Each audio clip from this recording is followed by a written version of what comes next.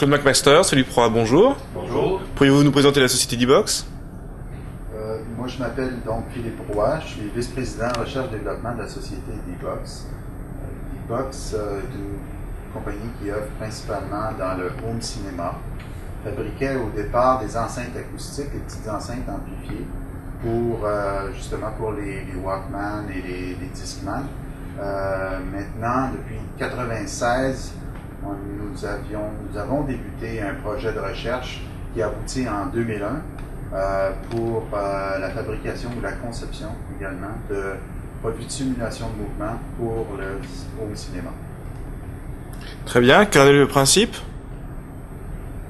Le principe, en fait, c'est de mettre en dessous des fauteuils ou en dessous d'une plateforme des petits actuateurs qui permettent de bouger en fonction de l'action qui se passe à l'écran.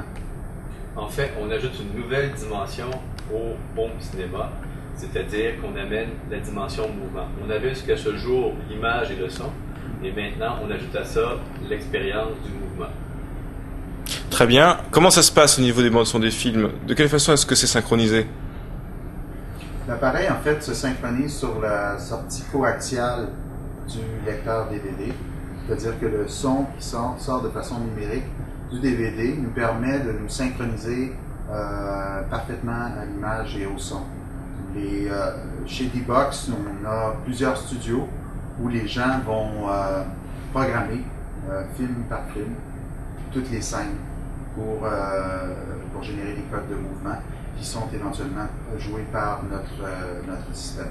Il faut comprendre qu'aujourd'hui, les codes de mouvement sont indépendants des disques, c'est-à-dire que, comme Philippe l'expliquait, les gens au bureau ont des studios dans lesquels ils programment des codes de mouvement en regardant un film image par image. Dans le futur, ce sur quoi on s'enligne, c'est d'avoir des codes de mouvement directement intégrés sur le DVD, un peu comme on a pour le son pour Dolby DTS. Quand on part un DVD, on a le choix entre choisir la langue, le type de son, et on aurait éventuellement à choisir si on veut du mouvement ou non. Alors combien de films sont déjà encodés?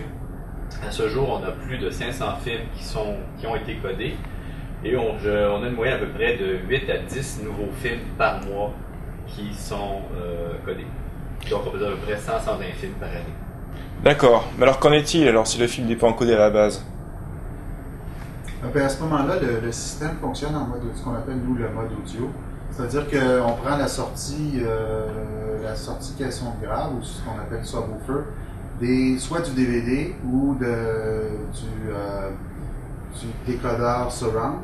Puis ça, c'est envoyé dans notre appareil. Puis notre appareil, lui, décode les effets pour générer des vibrations et des petits mouvements qui vont corréler au son plutôt qu'à l'image. D'accord. Mais effectivement, est-ce que le home cinéma est la seule application pour vos produits? Ça ressemble beaucoup en fait à ce qu'on peut trouver dans les parcs à thème.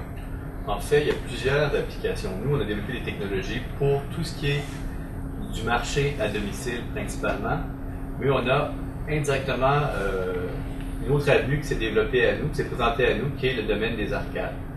Donc, on a le cinéma maison, le home cinéma, on a le vidéo game à la maison, donc tout ce qui est jeux vidéo à la maison qui pourrait être compatible et qui est d'ailleurs compatible avec notre système. Et on a ce qu'également on appelle le domaine des arcades, les theme parks, dans lequel certains de nos pistons sont utilisés dans les appareils de jeu. D'accord. Eh bien, merci monsieur pour cette entrevue. Pourriez-nous nous gratuiter une petite démonstration, puisque vous êtes assis justement sur les sièges de chez D-Box? Tout à fait.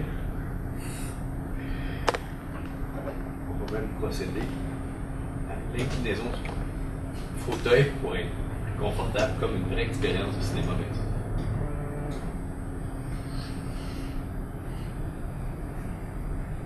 Là, la scène actuellement, il n'y a pas de mouvement, comme je vous expliquais tantôt, c'est parfaitement synchronisé avec l'action à l'écran. On voit le fauteuil, je ne sais pas si vous le voyez bien à l'écran, mais on voit que le fauteuil entre dans un mode vibratoire et on va sentir un certain mouvement qui commence à apparaître. Évidemment, vous ne voyez pas le film, vous n'avez pas le bénéfice de voir le film comme nous on peut le voir, mais on a vraiment l'ensemble de ces mouvements-là qui se conjuguent à l'action à l'écran. Actuellement, à l'écran, ce qu'on a, c'est une voiture qui essaie d'éviter différents robots. Et le fauteuil bouge subtilement, puisque l'action est quand même relativement courte. Ah voilà, on voit que ça commence. On voit que là, l'action commence, la voiture essaie d'éviter différents obstacles.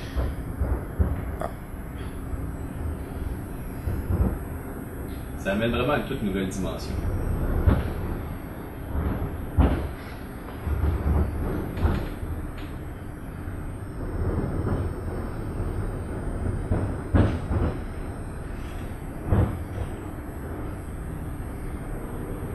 Eh bien, merci monsieur pour cette démonstration, et puis je vous souhaite un bon séjour à bord de cette croisière, et je vous dis à bientôt.